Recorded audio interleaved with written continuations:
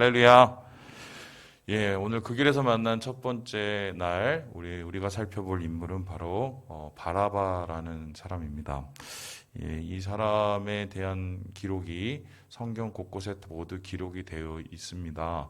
그리고 이 사람은 어떻게 보면 예수님의 십자가의 시작이 되었던 빌라도 법정에서 예수님을 처음 만난 사람입니다.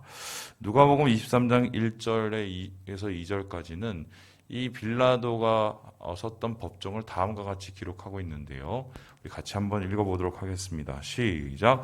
무리가 다 일어나 예수를 빌라도에게 끌고 가서 고발하여 이르되 우리가 이 사람을 보매 우리 백성을 미혹하고 가이사에게 세금 바치는 것을 금하며 자칭 왕 그리스도라 하더이다 하니. 지금 빌라도의 법정에 서서 무리들이 예수님을 고발하고 있습니다. 이것이 계기가 되어서 예수님이 십자가에 처형을 당하게 된 건데요. 여러분 좀 이상하지 않습니까?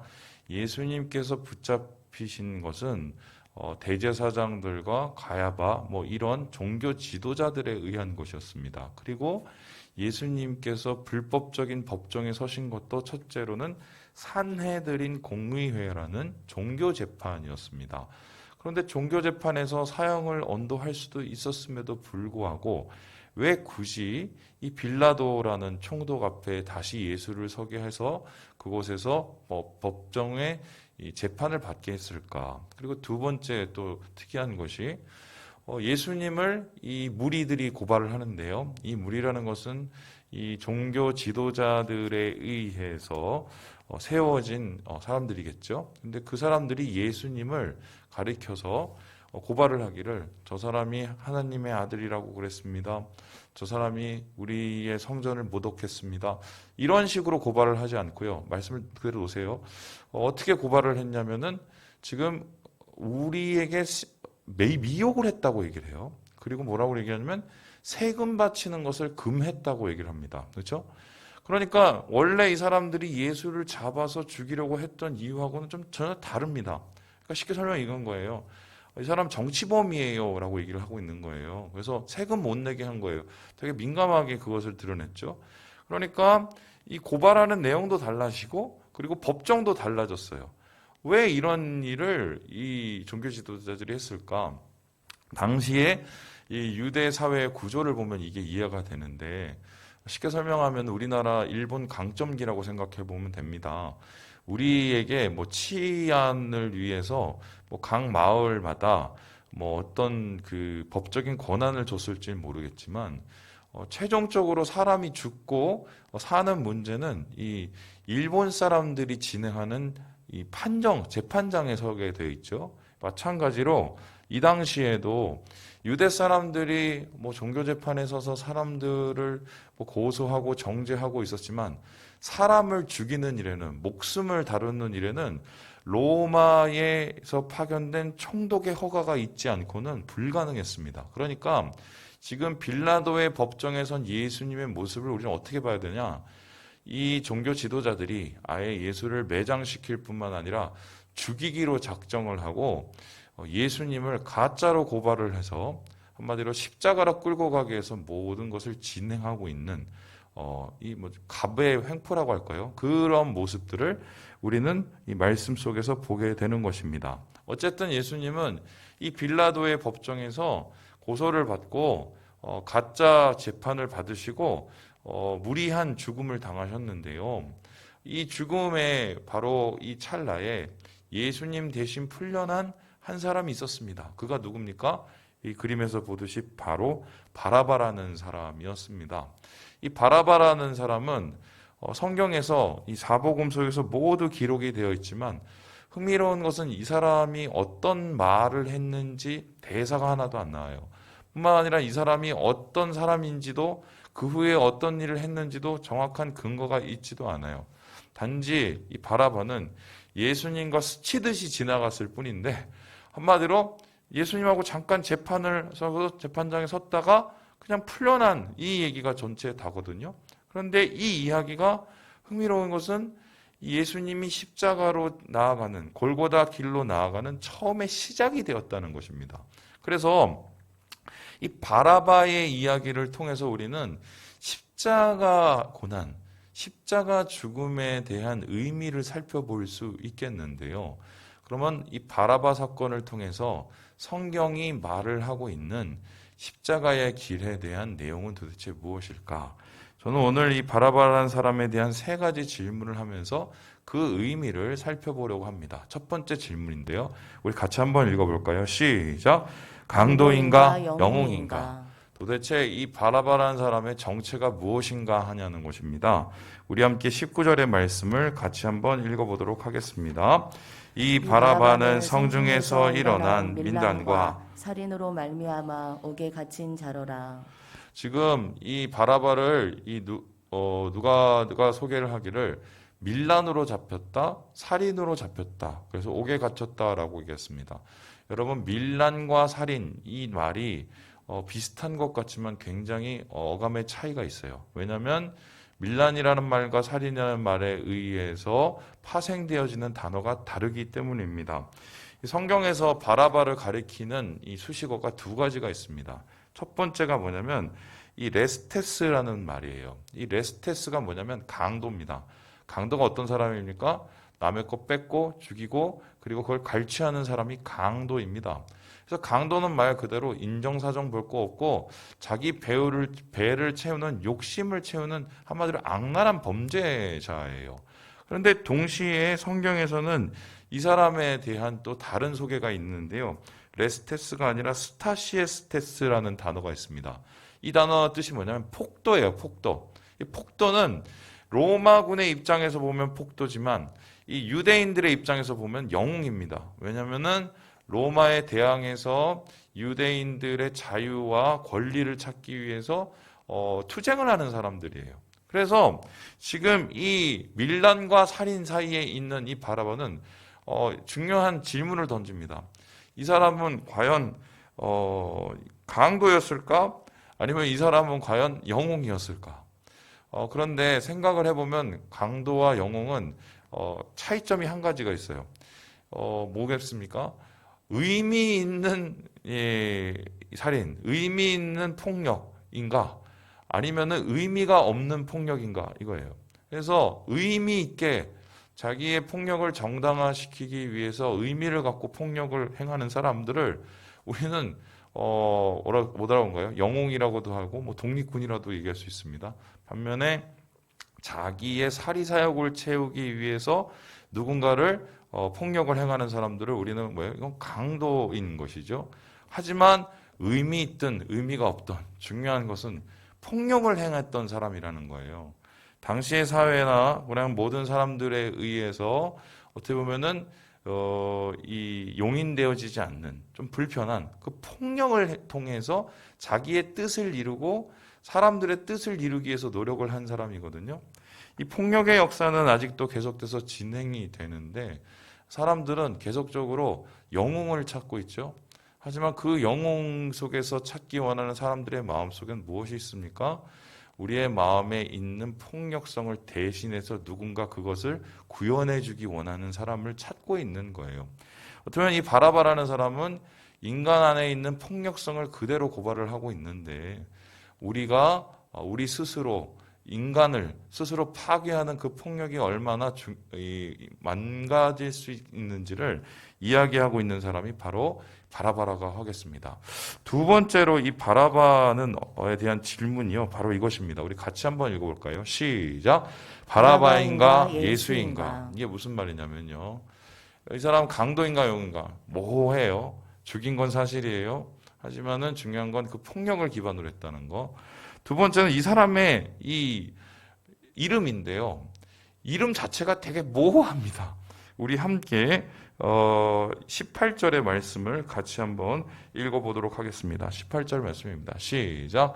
무리가 일제히 소리질러 이르되 이 사람을 없이 하고 바라바를 우리에게 놓아 주소서 하니. 여러분, 이 바라바라는 이름을 이제 성경에서 찾아보면 이게 아람어예요. 이 원어에 찾으면 아람어인데 이 단어가 뭐냐면 바르, 아바 이 두 단어의 합성어입니다. 바르라는 것은 아들을 뜻하고 아바는 우리나라의 아빠를 뜻해요. 그러니까 뭐예요? 아버지 아들이에요. 그러니까 바라바라는 말은 아버지 아들이에요. 여러분, 아버지 아들이라는 이름이 있었을까요? 이게 사실 누구 아버지 아들, 사실 되게 애매하죠. 이게 그래서 많은 학자들은 바라바가 실제적인 이름이 아니라 그의 별명이었을 가능성이 있다고 생각을 합니다. 그래서 이 사람들 중에서는 이 바라바가 가지고 있는 원래 이름을 찾고 싶어하는 분들이 있었어요. 그런데 이러한 이 바라바의 원래 이름을 찾으려고 하다가 중요한 좀 포인트를 찾게 되는데요. 그게 뭐냐? 이 사람의 진짜 이름이었을 수 있는 그 단어를 찾았어요. 그게 예수예요. 예수. 재밌죠? 우리 함께 정영택 교수 이야기를 한번 같이 읽어보겠습니다. 시작. 어떤 고대 사본에는 바라바의 전체 이름이 예수 바라바로 기록되어 있는데 이것이 아마도 본문에 기록된 본래의 이름일 것으로 추정된다. 후대의 필사자들이 메시아인 예수의 이름의 불명예를 피하기 위하여 예수 바라바에서 예수를 지었을 가능성이 있다. 그러니까 원래 이 사람 이름은 예수예요. 예수. 예수고 바라바는 별칭이었을 가능성이 많고요. 그러면 지금 빌라도의 법정에 선 사람은 누굽니까? 이 고대 사본의 기록이 정확하다면 예수와 예수가 동시에 서 있는 거예요. 그죠?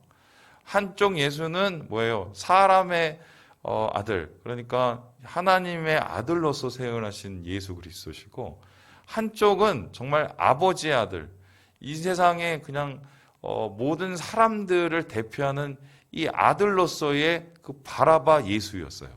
이 두 예수 중에 결론적으로 사람들은 누구를 택하게 됩니까? 누구를 택하게 돼요? 바라바 예수를 택하게 된단 말이죠. 이것을 그대로 표현하면 뭐냐면 하나님의 아들을 죽이고 아버지의 아들을 구하는 거예요. 우리 아빠들의 아들을 구하기 위해서 하나님의 아들을 희생시킨 거거든요. 그래서요, 이러한 이 사람들의 잘못된 행태를 이 베드로가 나중에 설교를 통해서 고발을 하는데요. 다음과 같이 사도행전에서 이야기를 하고 있습니다. 우리 같이 한번 읽어보죠. 시작. 너희가 거룩하고 의로운 일을 거부하고 도리어 살인한 사람을 놓아주기를 구하여 생명의 주를 죽였도다. 지금 두 예수 중에 사람들은 한 예수를 찾았어요. 그 한 예수는 뭐냐면 자기의 힘으로 뭔가를 이루기 원하는, 불법적인 방법으로도 뭔가 구원을 주기 원하는 그 사람을 택했다는 것입니다. 그리고 오히려 그 살인한 사람을 아무것도 하지 않는 의로운 사람을 대신해서 택했다는 것이 바로 베드로의 고발이었어요. 여러분, 이러한 멍청하고 어리석은 선택을 지금도 같이 하고 있지 않을까요? 우리는 세상에서 예수님을 따르고 예수님을 또 우리가 좋아한다고 생각을 하지만 실제적인 우리의 삶 속에서의 어려움을 당하거나 갈등의 상황을 당하거나 여러 가지의 우리가 곤란한 상황을 따지면 예수 그리스도를 택하는 게 아니라 예수 바라바를 택하고 있을지도 모르겠습니다. 세상적인 방법, 세상적인 어떤 그런 처세, 그리고 분노를 풀 수 있는 복수, 이러한 방법, 예수 바라바를 찾고 그 길을 오히려 우리가 가기를 원하는 모습을 지금 이 예수가 아닌 바라바를 선택한 유대인들의 모습을 통해서 그대로 우리가 보게 되는 거죠. 오늘날도 이 분노와 복수와 폭력과 인간의 방법을 택하기 원하는 사람들의 이 선택은 계속되고 있고요. 이것은 결국 인간 사회를 망가뜨리고 있어요. 흥미로운 것이 바라바를 결국 선택했잖아요, 이 사람들이. 그런데 이 이후에 어떤 일이 일어나냐면요. 이 사람이 열심당원이었어요. 열심당원을 요즘 말하면 운동권이었단 말이에요. 그런데 이 운동권이 나중에 득세를 해서 예루살렘과 유대를 한마디로 좀 어느 정도 차지하게 되는데요. 그 열심당원에 의한 그 반란 사건이 나중에 계기가 되어서 어떻게 해요?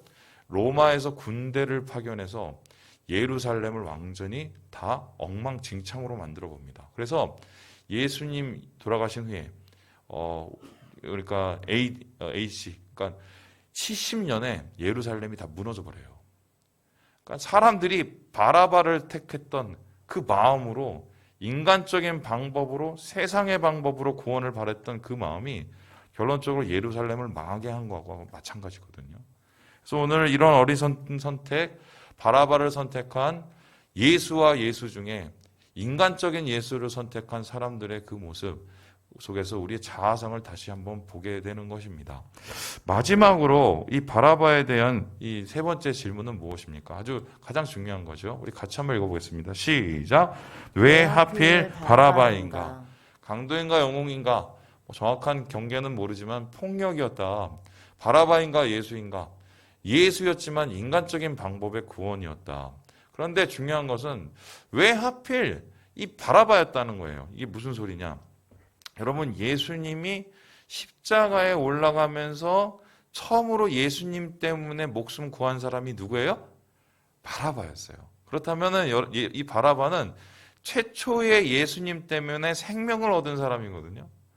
우리가 지금 예수 때문에 생명을 얻어서 이곳에 있는 것 아닙니까? 그런데 왜 하필 많고 많은 사람 중에 이 바라바를 최초의 예수님 때문에 살아난 사람으로, 생명을 얻은 사람으로 택했는가? 뭐 이것에 대한 궁금증인데요. 우리 함께 25절의 말씀을 같이 한번 읽어보겠습니다. 시작. 그들이 요구하는 자 곧 밀란과 살인으로 말미암아 옥에 갇힌 자를 놓아주고 예수는 넘겨주어 그들의 뜻대로 하게 하니라. 여러분, 여기에서 이 빌라도가 예수님을 계속 놓아주려고 하는데, 세 번이나 예수님을 풀어주려고 하는데, 이 사람들이 바라바를 놓아주라고 예수를 죽이라고 해서 어쩔 수 없이 바라바를 놓아주고 예수님을 죽이는 장면을 보게 됩니다. 여러분, 근데 이 장면에서 좀 특이한 것이 보이지 않습니까? 이런 건데요.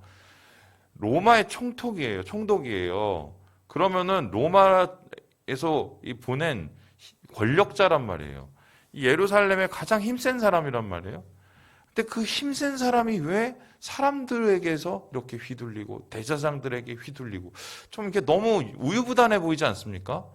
그래서 이 학자들이 왜 이렇게 빌라도가 우유부단한 선택을 했었을까 생각을 했는데, 역사적인 기록을 찾다가 중요한 이 자료를 발견했어요. 그게 뭐냐면, 첫 번째가 빌라도에게 약점이 두 가지가 있었는데요. 그 첫 번째가 뭐냐면 갈릴리 수로 사건이었어요.